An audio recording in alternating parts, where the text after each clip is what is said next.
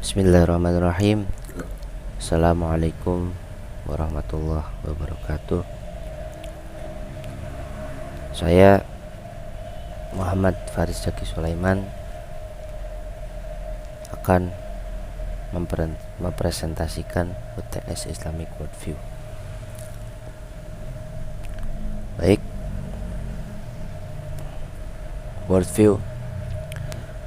Worldview atau dalam bahasa Indonesia bisa disebut pandangan hidup. Pandangan hidup atau worldview adalah kepercayaan, perasaan, dan apa-apa yang terdapat di dalam alam pikir seseorang, berfungsi sebagai motor penggerak bagi keberlangsungan sosial dan moral. Manusia ditentukan oleh worldview-nya. Faktor penentu worldview atau cara pandang itu sangat banyak. Yang saya contohkan di sini adalah sesuai dengan kebudayaannya, filsafat atau ideologinya, cara pandangnya, agama, kepercayaan, dan yang terakhir adalah tata nilai sosial atau bisa disebut strata sosial gitu, lingkungan sosialnya.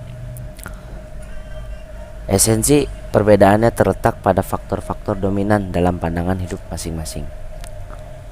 Contohnya, kalau kita lihat dari kebudayaan Indonesia atau orang timur pasti berbeda dengan kebudayaan orang barat.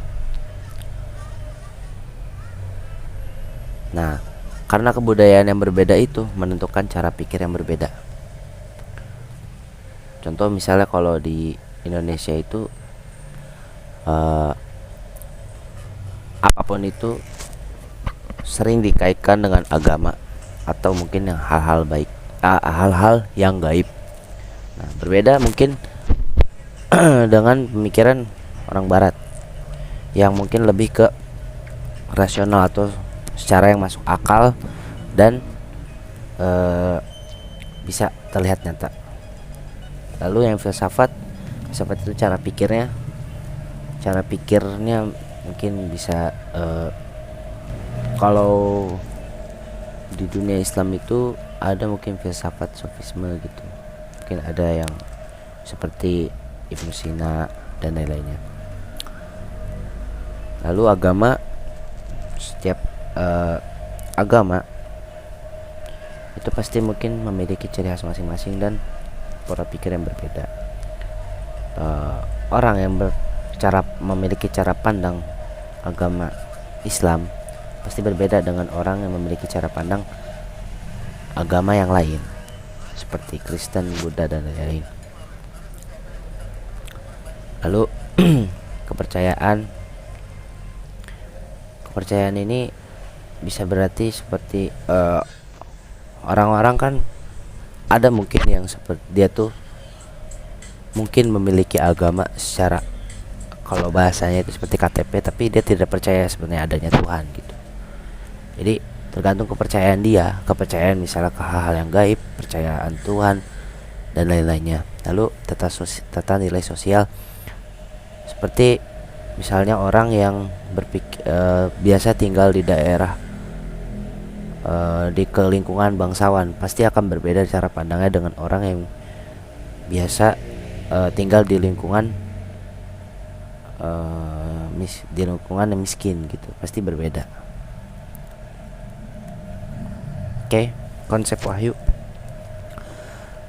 Substansi wahyu yang diberikan oleh Allah itu adalah kesatuan agama para rasul, dan agama itu adalah Islam.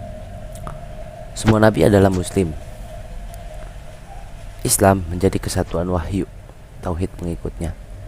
Di dalam Islam, metode yang digunakan untuk tauhid yaitu keyakinan berdasarkan wahyu, dan wahyu akan bersambung bila disatukan dengan akal yang sehat. Di dalam Suatu hadis Rasulullah SAW bersabda, al-anbiya udinul wahid, atau kama qala Rasulullah SAW, yang berarti para nabi itu agamanya satu. Apa itu? Maksudnya satu itu apa? Yaitu Islam. Semua nabi itu beragama Islam. Nah, yang membedakannya hanya umatnya. Contoh umat-umat nabi sebelum Nabi Muhammad seperti kaum Nasrani,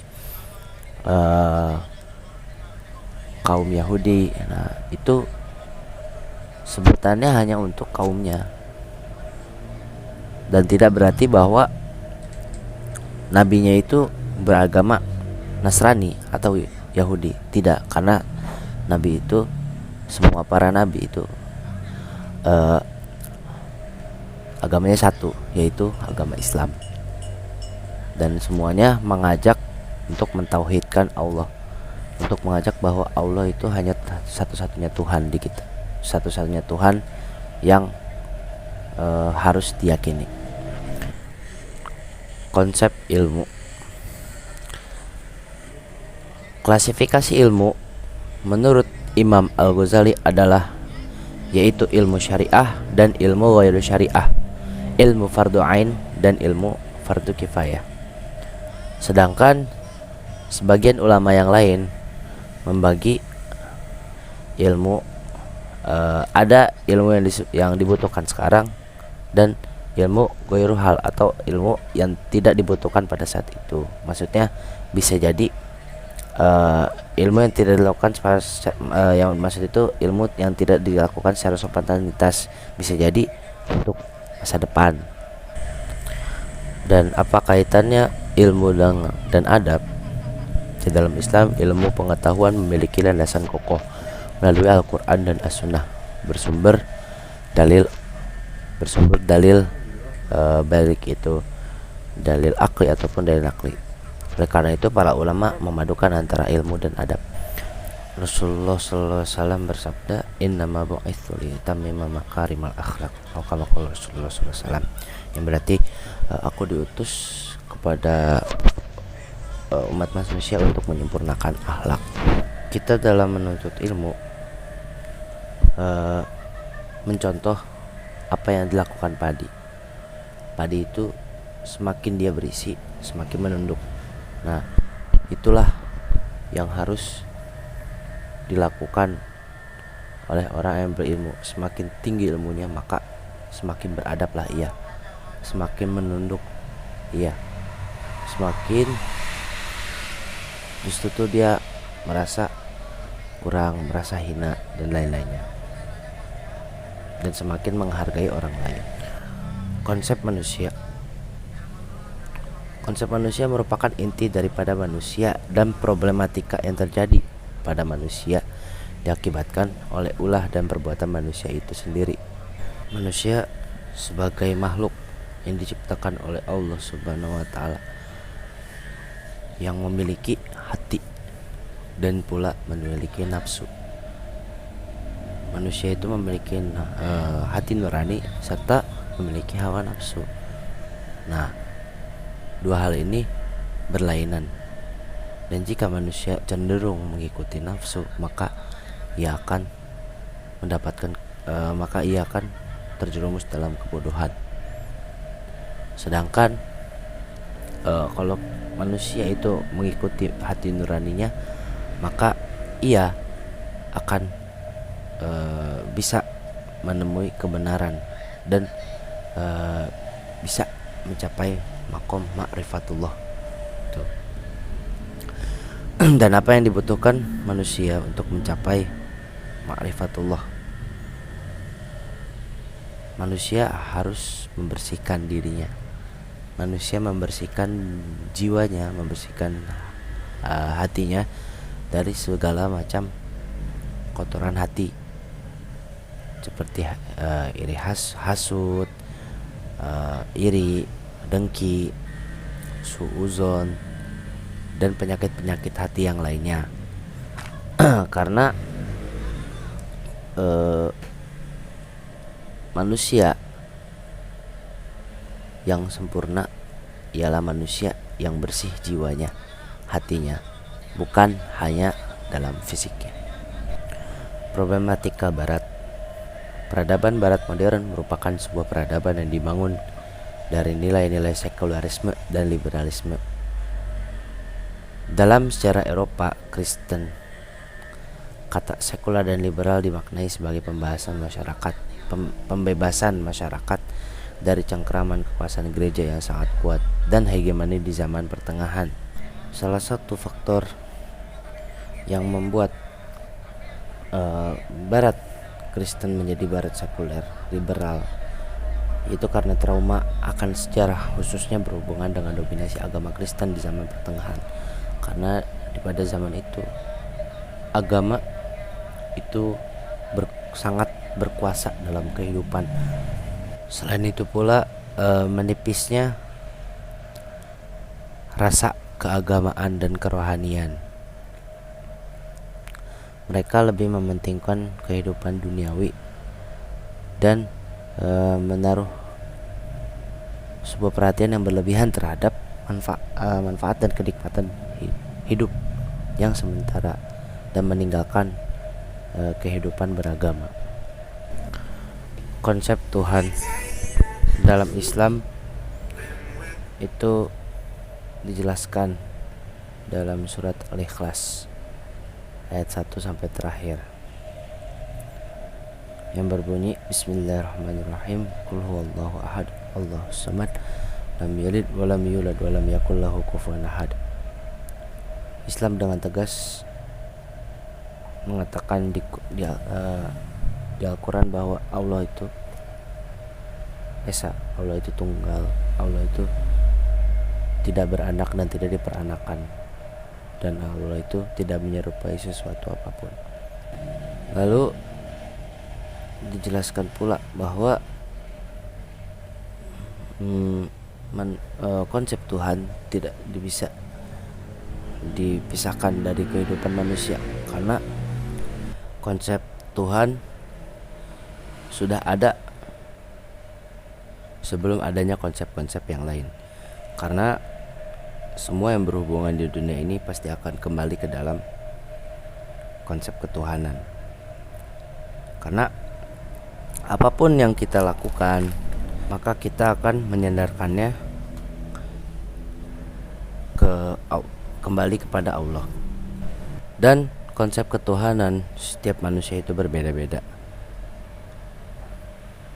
Pada zaman dahulu, pada zaman jahiliyah sebelum adanya Nabi, masyarakat Arab meyakini bahwa Tuhan itu banyak.